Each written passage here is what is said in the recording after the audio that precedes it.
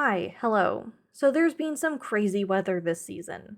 If you've missed my other videos, for context, I work in log maintenance. I stay on site at various locations while doing projects, and so far I've been on an island in northern Ontario this summer. The storms here get wild, but we just hit the perfect trifecta: yellow heat warning, severe storm watch, and tornado alert all at once. This is a short clip of what it looked like, and it looked way worse in person. Trust me. I ran outside to save our satellite dish, and I was soaked in a second. Like, the downpour was so rough. When the tornado alert went off on our phones, like me being anxious as I am, I already had the dining table moved and the carpet flipped up and the basement hatch exposed, just in case it got any scarier than it already was. Thankfully, the storm itself passed within about 2 hours, but the power went out. We're on an island, and the electricity is actually brought to us through cables running deep, deep under the lake. So if our power was out, that meant that the local municipality was too. We stayed the night, hoping it might come back on in the morning, but it didn't. Our boss went to the nearest town and came back with ice packs to keep the fridge cold, and news that they said the electricity, which had gone out on Tuesday night, might not be back until late Friday. Which was a big fucking nope from me. I would like you to reference my previous work experience videos, going over how bullshit it was not to have running water for a week here, but with the power out, that meant that we also wouldn't be able to boil the water to use from the lake, or cook anything that wasn't on the barbecue. We weren't going to have internet anymore, all our electronics were going to die before the end of Wednesday, and it was going to feel like a ticking pressure to eat as much food as possible before it spoils. As soon as I heard the power wasn't coming back on, I actually asserted myself. If you can believe it, I told my partner right away, nope, I'm not dealing with this, I am leaving, and he was on the same page. Our boss tried to get his hands on a generator, which would have helped keep the food and keep us entertained, but he was unsuccessful because it was Canada Day at the time and nothing was open. So boss and his brother stayed on the site while me and my partner left. We took the 3-hour drive home, expecting that we'd be staying a day or two because the amount of damage to power lines that we saw on our way out was insane.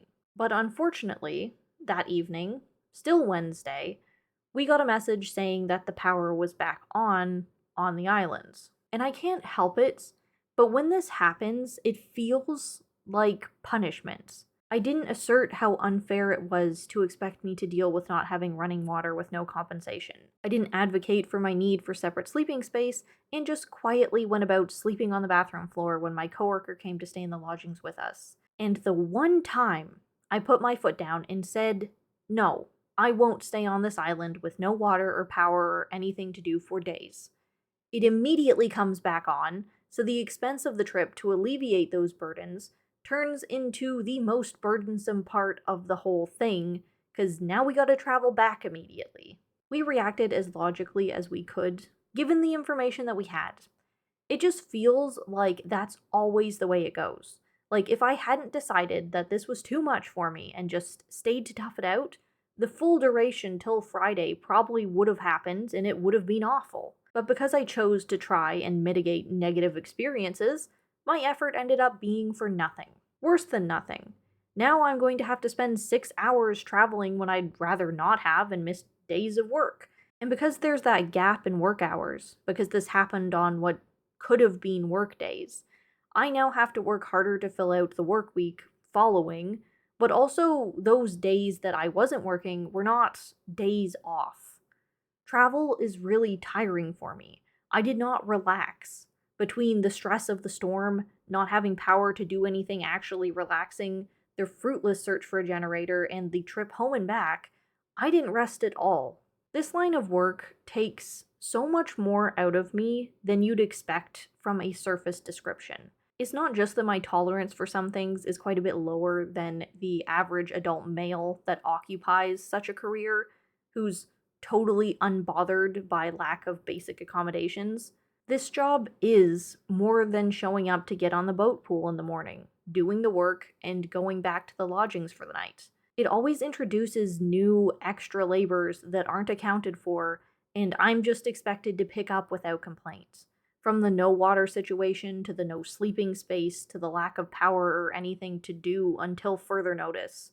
Taking proper care of myself isn't just more labor in my downtime because of the conditions surrounding the job, but it's a struggle to manage to do at all sometimes. And you either got to deal with that or change professions, but I don't think it should have to be that kind of choice. We should expect better to be provided.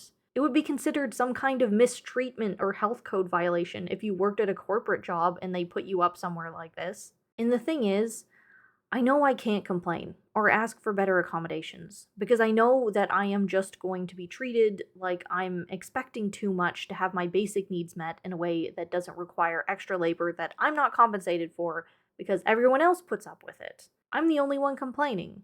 Out loud, anyway. There's this one crazy motherfucker, also a contractor, working on the other island that we're working on right now. And he's doing some repairs on the main cottage while we're working on the boathouse. So we don't cross paths that much, but we are both there. And he seems like a nice guy, but the story is him and his workers are way behind on their schedule. So you know what he does? He decides to spend, by my count, over a week squatting in the client's basement so that he can stop wasting time on the commute in and out of work and work longer hours. But that means no proper bed, no bathroom aside from the outhouse. He'd have running water from the hose outside, but the clients were adamant that no one can stay in their cottage's actual living space.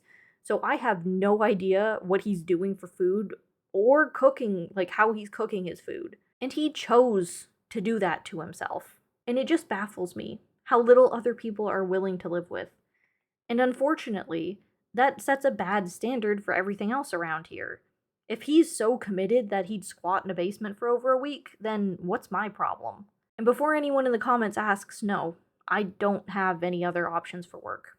It's either this or some elusive remote position online, or nothing. And besides, the family business needs me. I'm a valued employee to them. I'm just not given as much value as I think is due when it comes to basic accommodations.